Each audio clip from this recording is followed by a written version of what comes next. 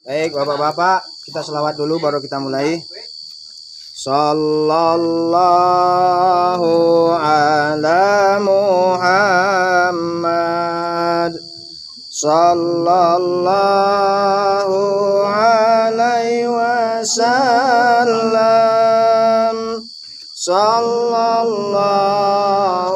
ala Muhammad. Sallallahu alaihi wasallam.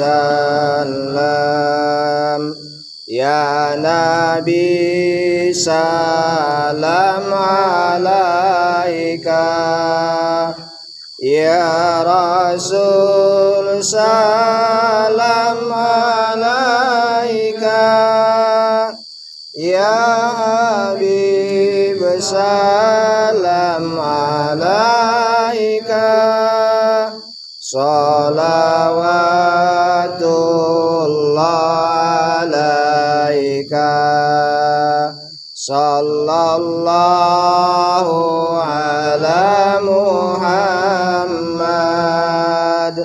sallallahu alaihi wasallam, sallallahu ala Muhammad, sallallahu alaihi wasallam. Assalamualaikum warahmatullahi wabarakatuh. Alhamdulillahi rabbil alamin. Ashhadu an la ilaha illallah wahdahu la syarikalah wa ashhadu anna Muhammadan abduhu wa rasuluh. Allahumma salli ala Sayyidina Muhammad wa ala ali Sayyidina Muhammad. Yang kami muliakan Bapak Sohibul Bait, serumpun keluarga di rumah ini. Yang kami muliakan para orang-orang tua kami, bapak-bapak, khususnya jamaah undangan yang insya Allah dimuliakan oleh Allah Subhanahu wa Ta'ala.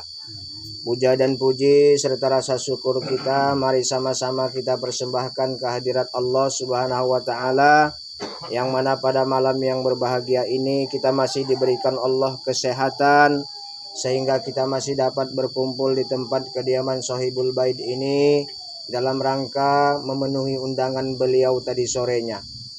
Salawat dan salam tidak lupa pula kita sampaikan kepada junjungan kita baginda Rasulullah Muhammad sallallahu alaihi wasallam, para keluarga dan sahabat-sahabatnya sekalian dengan ucapan Allahumma sholli ala Sayyidina Muhammad wa ala ali Sayyidina Muhammad. Semoga kita senantiasa mendapatkan syafaatnya di yaumil akhirat kelak nantinya. Amin. Allahumma ya amin. Bapak-bapak, para undangan yang kami muliakan, adapun maksud dan tujuan Sohibul Bait mengundang kita pada malam hari ini, berhubung sebentar lagi akan memasuki bulan suci Ramadan, jadi ahli bait ingin mengirimkan doa kepada arwah ataupun ahli kubur daripada keluarga ahli bait, khususnya dan umumnya kepada kaum muslimin dan muslimat yang telah mendahului kita semua. Namun sebelum itu, di sini sedikit kita sampaikan tentang 9 nama iblis yang akan menjerumuskan manusia. Yang pertama, iblis Jailatun. Dia bertugas menjerumuskan para pedagang. Sebagaimana kata Rasulullah, ada 3 golongan orang Allah tidak akan melihat mereka pada hari kiamat. Yang pertama, orang yang menurunkan kainnya hingga menutup mata kakinya. Jadi kalau sholat, kalau ada orang yang menurunkan mata kainnya hingga menutup mata kakinya, itu tidak dibenarkan. Kalau pakai celana, digulung celananya sehingga nampak mata kakinya. Kata Allah, kalau sampai tertutup mata kakinya adalah termasuk orang-orang yang sombong. Itulah yang digoda oleh iblis Jailatun. Lalu yang kedua, orang yang suka mengungkit-ungkit pemberiannya. Artinya apabila ada yang membantu itu selalu mengungkit pembantuannya. Kalau nggak gara-gara saya, nggak begini dan begitu. Lalu yang ketiga, orang pedagang dengan sumpah palsunya. Jadi orang pedagang hati-hati, belinya murah, dia bersumpah, ini mahal dulu saya beli, makanya saya jual mahal. Nah, ini termasuk golongan yang Allah murka kepada mereka. Ini digoda oleh iblis jailatun. Jadi yang kedua, iblis mawatsin. Iblis wawatsin ini bertugas menjerumuskan orang yang beriman agar tidak ikhlas setiap mendapat musibah. Sebagaimana kata Rasulullah, sesungguhnya orang-orang yang merintih karena menerima musibah akan disatu bariskan, berada di sebelah kanan dan sebelah kiri mereka, menggonggong ke penduduk neraka sebagaimana anjing-anjing yang menggonggong. Jadi ada orang-orang yang beriman, begitu dapat musibah dia mengeluh, apalagi musibah kematian, sehingga dia mengkoyak-koyak bajunya, mencakar-cakar rambutnya, dia tidak terima dengan hal itu. Maka ini nanti pada hari kiamat kata Rasulullah, dia menggonggong kepada penduduk neraka seperti anjing yang menggonggong. Inilah godaan atau iblis yang menggoda, yaitu iblis wawatsin namanya.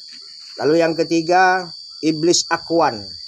Iblis ini bertugas menjerumuskan para remaja agar selalu berbuat zolim, menjauhi hal-hal yang ma'ruf, menanamkan kesenangan berbuat mungkar dan maksiat. Nah, ini para bertugas untuk menjerumuskan para remaja. Lalu yang keempat, iblis hafab, bertugas menjerumuskan orang agar suka minum minuman yang memabukkan seperti khamar, sebagaimana firman Allah, hai orang-orang yang beriman, minum minuman yang memabukkan seperti khamar, judi, berhala, mengundi nasib atau togel namanya adalah perbuatan keji. Maka jauhilah perbuatan itu agar kamu mendapat keberuntungan. Jadi kalau ada orang-orang yang melakukan ini, dia digoda oleh iblis hafab namanya. Jadi kalau nampak kita di samping kita Pak, banyak-banyak kita bacakan ayat kursi biar jangan jadi dia. Ya. Lalu yang kelima, iblis mawurah, bertugas menjerumuskan para penyanyi atau penuh dengan maksiat. Nah, ini penyanyi-penyanyi ini yang kena.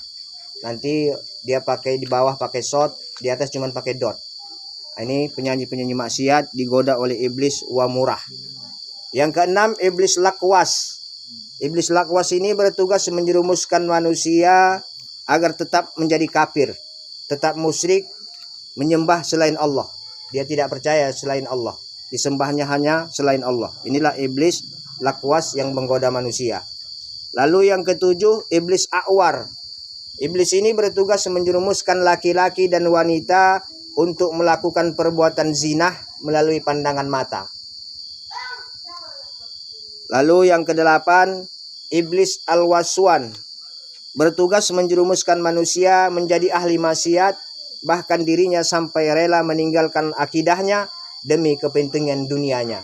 Inilah artinya ada orang-orang Islam, gak heran kita masuk ke agama lain ditukar dengan Indomie satu kardus. Nah, jadi dia telah tergoda dengan iblis al-wasnan.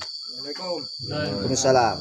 Yang kesembilan, iblis dasim. Iblis dasim ini bertugas menjerumuskan suami atau istri untuk melakukan perselingkuhan. Inilah tugas daripada iblis-iblis tersebut. Nah, inilah bapak-bapak iblis yang menggoda umat manusia. Kita tidak lepas dari godaan iblis. Sehebat apapun iman kita, setinggi apapun ilmu kita, pasti iblis akan menggodanya. Kalau ustadz digoda dengan iblisnya ustadz juga. Kalau haji digoda dengan iblisnya haji juga. Nah, itulah dia. Jadi pada malam hari ini ketepatan malam nisfu Sya'ban Pak. Jadi malam nisfu Sya'ban ini kata Rasulullah ada 5 amalan yang kita amalkan, dianjurkan. Yang pertama, sholat berjamaah waktu maghrib. Yang kedua, setelah itu sholat sunnah baro'ah. Lalu yang ketiga kata Rasulullah setelah itu baca Yasin 3 kali. 3 kali hatam. Jadi paling tidak malam ini kita baca Yasin 3 kali hatam. Yasin pertama nanti kita niatkan bahwasanya Allah akan memberikan keberkahan umur kita, memperpanjang umur kita. Lalu Yasin yang kedua kita minta kepada Allah agar diberikan rezeki yang berlimpah, baik itu rezeki yang zohir maupun rezeki yang batin. Yasin yang ketiga kita mintakan kepada Allah agar kiranya kita dihindarkan dari bara bahaya dan bala bencana dan penyakit, serta dimatikan kita dalam keadaan husnul khotimah. Itulah dia. Dan yang kelima itu adalah memperbanyak membaca surah Al-Quran Al-Waqiah. Jadi ini boleh dilakukan secara berjamaah, boleh juga dilakukan secara sendiri-sendirian. Karena malam ini adalah malam nisfu Sya'ban. Kata Allah dalam Al-Quran, malam nisfu Sya'ban itu siapa yang minta akan aku berikan. Siapa yang minta ampun akan aku ampuni. Siapa yang minta rezeki akan aku berikan rezeki. Semuanya akan dikabulkan Allah. Dan malam inilah diangkatnya catatan amal baik dan amal buruk umat manusia, Pak. Malam ini diangkat. Jadi pas kita baca Yasin 3 kali, maka diangkat amalan kita ini kepada Allah. Ditunjukkan kepada Allah sehingga nanti hari kiamat kita akan mendapat memperolehnya. Begitu juga amalan maksiat. Orang yang berbuat maksiat pada malam hari ini juga akan diangkat amalannya. Malam ini adalah malam tutup buku. Istilahnya malam tutup buku kalau manajemen. Tapi ini tutup bukunya kepada Allah. Maka dihitunglah besok setelah fajar untuk dosa dan pahala kita setahun lagi. Jadi malam ini adalah malam nisfu Sya'ban. Insya Allah nanti kita lakukan bersama-sama, paling tidak membaca Yasin kita 3 kali paling. Nanti sama-sama kita niatkan. Baiklah. Untuk itu demikian aja. Marilah sama-sama kita mulai. Untuk memulai nanti biar saya sendiri. Untuk tahtimnya nanti kami mintakan sama Pak Wartam untuk tahlil kepada Pak Atan dan doa nanti kepada saya. Demikian. Assalamualaikum warahmatullahi wabarakatuh.